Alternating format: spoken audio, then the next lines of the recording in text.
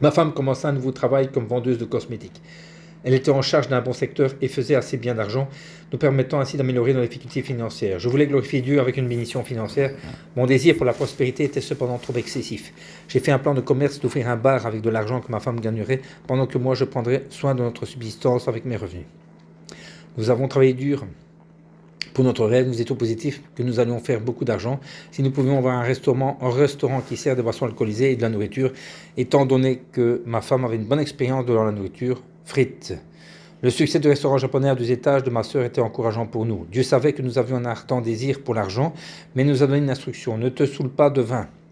Alors que je réalisais que notre plan ne lui serait pas agréable. Si j'avais un profond désir, depuis que j'avais assisté à la réunion de réveil, c'était de donner plus d'offrandes à Dieu. Une nuit, dans mon rêve, une lei donnait naissance à 10 petits porcs. Beaucoup de Coréens disent que rêver de porc signifie de la chance. Je voulais donc acheter un billet de loterie. Chérie, achetons un billet de loterie. Nous avons prié pendant une semaine pour gagner. Nous avons cru que notre ticket pouvait remporter le prix. Il ne gagna cependant aucun prix. Ici, Dieu nous donne une autre instruction, que nous étions dans l'erreur. Je jouais souvent au Watu, mes jours de congé. J'étais un assez bon joueur de Watu parce que je l'avais joué pendant de nombreuses années, pendant que j'étais malade. Je n'étais cependant plus un bon joueur. Je ne savais pas pourquoi je continuais à perdre de l'argent. Je continuais à jouer afin de regagner l'argent que j'avais perdu. Un jour, je me suis rendu à Bochum City, où j'ai travaillé pendant de nombreuses semaines. Les jours de paye, nous ne pouvions pas nous empêcher de jouer au Watu. C'était le jour où nous recevions le salaire pour 15 jours. Je devais rejoindre le jeu. Cette nuit était ma nuit. J'ai pratiquement gagné toutes les tournées depuis la première. Ma poche fut donc rapidement remplie de billets. Cependant, je ne pouvais pas partir en raison de la courtoisie des joueurs, de sorte que je suis resté pour jouer toute la nuit. Après minuit, ma chance avait tourné. Au contraire, je continuais à perdre et finalement, il n'y avait plus d'argent dans ma poche le lendemain matin. J'étais honteux, je ne pouvais pas rentrer à la maison les mains vides. J'ai prié à Dieu. Père, je voulais gagner beaucoup d'argent afin de pouvoir te donner de grosses offrandes, mais j'ai perdu tout mon argent. Je te prie, aide-moi cette fois. J'ai emprunté un peu d'argent et je suis retourné au jeu, mais je ne pus pas regagner l'argent perdu. Dans mon village, beaucoup de résidents étaient des ouvriers et jouaient souvent au Watu pour le plaisir. Un jour, les perdants se sont réunis dans ma maison où nous avons entamé notre partie de Watu. De manière inattendue, le pasteur de mon église vint nous visiter. Je ne voulais pas avoir un culte d'adoration avec le pasteur parce que je voulais gagner un peu d'argent dans cette partie de Watu pour compenser mes pertes. J'ai donc dit à ma femme de raconter un mensonge que je n'étais pas à la maison. Le serviteur de Dieu a écourté sa visite et est parti. Lorsque j'ai entendu leur chant, j'ai senti un mal au cœur. Ce n'était pas confortable que de se sentir coupable. Qu'est-ce qui ne va pas avec moi? J'ai toujours accueilli les serviteurs de Dieu en visite avec joie. Qu'ai-je fait aujourd'hui? J'avais du regret pour moi-même. Mon cœur faisait mal parce que je ne pouvais pas faire immédiatement ma repentance. Finalement, je fus capable de me repentir de mes péchés avec des larmes. Oh Père, s'il te plaît, pardonne-moi, je ne jouerai plus jamais au Watu. Je vais rejeter mon habitude de jouer. J'ai jeté mes cartes de Watu, mon désir de jouer au Watu et mon habitude de mentir. Depuis lors, je n'ai plus jamais joué au Watu, que ce soit pour le plaisir ou non. Au contraire, je me suis discipliné pour vivre sur la parole de Dieu en jeûnant et priant. Après avoir cessé de jouer, j'ai volontairement essayé d'assister à autant de réunions de réveil que possible. J'ai pu acquérir une foi forte. Je croyais que Dieu allait exaucer les prières que je faisais pendant ces réunions de réveil. Je visitais souvent les maisons de prière pour prier. Mon rêve était de vivre selon la parole de Dieu, d'être béni par Dieu, de soutenir les pauvres et les malades et d'évangéliser les gens. Un jour, en 1975, pendant que je priais à la montagne Shilbo à Suwon, j'ai entendu la voix de Dieu pour la première fois. J'ai choisi ce lieu où je pouvais prier à voix haute parce qu'il n'y avait pas beaucoup de monde. Lis Luc 22, 44. La voix de Dieu était particulièrement claire, puissante et nette. Surpris d'entendre sa voix mystérieuse, je me suis précipité et cherché le passage dans la Bible. Étant en agonie, il priait plus instamment et sa sueur devint comme des grumeaux de sang qui coulaient à terre. Je me suis demandé pourquoi Dieu m'avait donné ce passage. Au travers de mes prières, je suis arrivé à comprendre la manière la plus adéquate de prier. En Israël, l'échelle des températures pour une journée est relativement vaste. Malgré que ce soit l'été, la température baisse assez pendant la nuit. Ce devait être pratiquement impossible pour quelqu'un de suer en avril. Vers le moment où Jésus a été crucifié, cependant, Jésus a sué comme des gouttes de sang qui tombaient. J'ai pu imaginer avec ferveur, Jésus a dû prier. S'il avait prié silencieusement, il n'aurait pas sué ainsi. Dieu voulait que je prie avec plus de ferveur, dans l'angoisse, comme Jésus l'a fait à Gethsémani. C'est pourquoi il m'a fait entendre sa voix. Après que ceci eut lieu, j'ai prié de la manière qui était agréable à Dieu. Alors j'ai pu ressentir que j'étais rempli de Saint-Esprit. J'ai pu commencer à vivre par la grâce et le message qui m'avait été donné. À partir de cet instant, Dieu a commencé à répondre plus rapidement à mes prières. J'avais organisé ma vie de sorte que je pouvais vivre selon le but de Dieu. Mon contremaître, qui m'avait aidé à obtenir le dur travail, a dû partir pour Shinodong, parce que la maison qu'il avait bâtie illégalement a été détruite. Le gouvernement a aussi détruit la maison que je louais.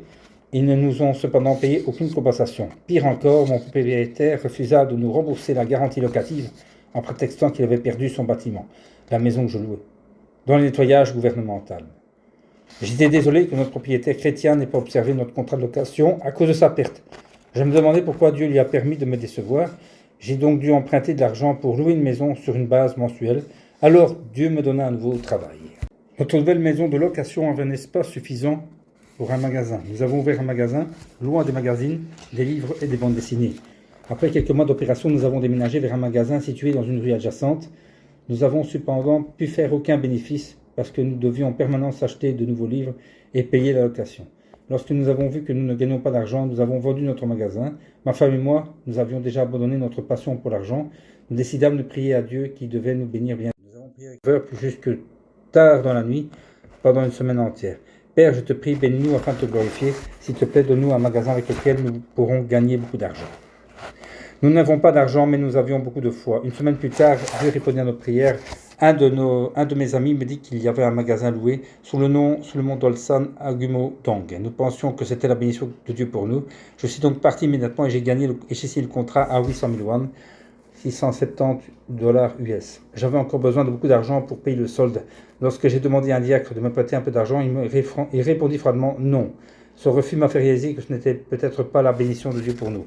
J'ai donc rencontré à nouveau le propriétaire du magasin afin qu'il nous rembourse l'argent du contrat.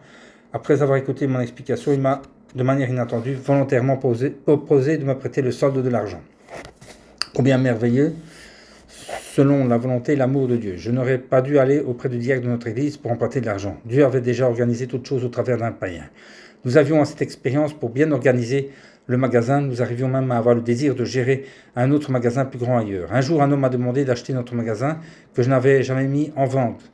Croyant en Dieu qui nous conduit en tout, je lui ai vendu mon magasin et j'ai examiné le quartier afin de trouver un meilleur magasin à louer. Le propriétaire du magasin, le plus attrayant, situé juste devant l'école, refusa de me le céder parce que mon magasin avait fait baisser le profit de son commerce. J'ai donc loué un magasin situé dans l'allée arrière de Gumo-Dong. En toute chose, Dieu travaille pour le meilleur. Il savait qu'un nouveau grand magasin de livres allait s'installer rapidement à côté du magasin que je considérais comme étant le meilleur. Mon nouveau magasin avait beaucoup de clients. Certains venaient du magasin que le propriétaire avait refusé de me vendre. Graduellement, les clients commencèrent à remplir mon magasin jusque tard le soir. Certains d'entre eux devaient lire debout parce que je devais me tenir en dehors du magasin afin de laisser la place à mes clients. Nous fermions le magasin tous les dimanches et nous ne permettions à aucun client étudiant de boire ou de fumer dans le magasin.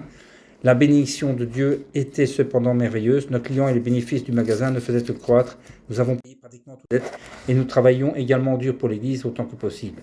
Notre cœur désirait toujours glorifier Dieu au travers de bénédictions financières. Ma femme et moi travaillions dur pendant la journée et nous prions avec ferveur le soir. Nous pouvons rêver que tout se réaliserait sûrement. Lorsque je priais au mois de mai, j'ai entendu clairement la voix de Dieu. Mon serviteur que j'ai choisi avant le commencement des temps, je t'ai raffiné pendant 3 ans. Maintenant, prépare-toi pour la parole dans les 3 années à venir.